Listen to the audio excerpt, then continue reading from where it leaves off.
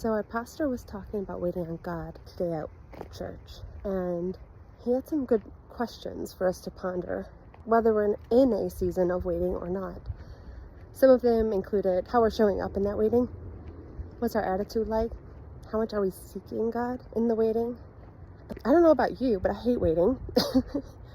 I am not a fan, and sometimes I can get a really bad attitude waiting in the line at stores, or when I want my husband to help make a family decision. And I need to check myself when I'm waiting for answered prayers.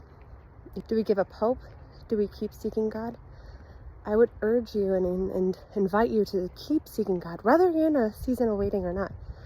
He wants to know you. He wants to be with you. He wants you to know Him.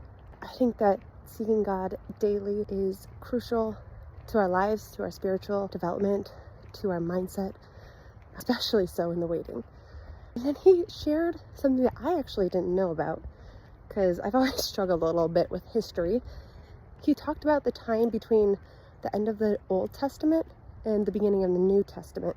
The Old Testament ended with Persia in power, and the New Testament opened with the Romans in power, the Roman Empire.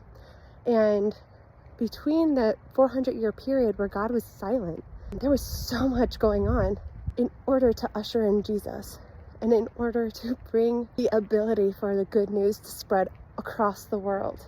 Alexander the Great became ruler, and I guess he wanted to make a universal language because he wanted to conquer the world. So he wanted all the people to speak the same language. So he developed a language, and everyone had to learn it. The Romans were a great empire that were very innovative, so they put a lot of road systems in. Synagogues spread. People were more mobile in the world. They could travel out more and spread to new areas that were too difficult to reach before. And all this set the stage for Jesus Christ to enter the picture at the beginning of the New Testament.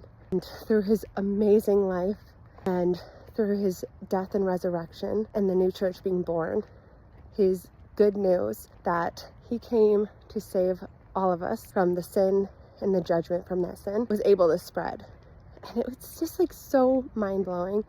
The New Testament was written in the language that everyone had to be required to speak, and people were able to be mobile to share the gospel of Jesus. And I just thought, oh my gosh, it gave me goosebumps when I was listening to the sermon. Not only that is awesome, but it is a great reminder that God is never absent. Just because we can't hear him sometimes or understand what's happening or see what's happening, he is always there. And we are so fortunate to have scripture to show us that his plans do and his promises do come to completion, and they will come to completion. And that's such a good reminder, and it's so encouraging to me, and I hope it's an encouragement to you, not just in life, but especially in the waiting season. Again, I invite you to seek God daily and seek community, because we need one another. Feel free to reach out to me. I would love to have conversation with you. Reach out in your community, to people in your church.